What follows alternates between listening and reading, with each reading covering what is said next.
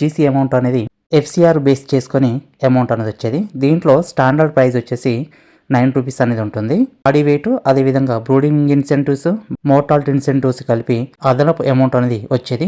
IB company వాళ్ళు complete గా దీన్ని చేంజ్ చేశారు. సిఎఫ్సిఆర్ బేస్ చేసుకొని ఇస్తుంటారు. ఓపెన్ షెడ్లలో మాత్రమే ఇది. అప్ టు 1.35 సిఎఫ్సిఆర్ ఉంటే 12 రూపాయల 50 పైసలు, 1.35 టు 4 ఉంటే 12 రూపీస్, 1.4 టు 45 ఉంటే 11 రూపీస్ 50 పైసా.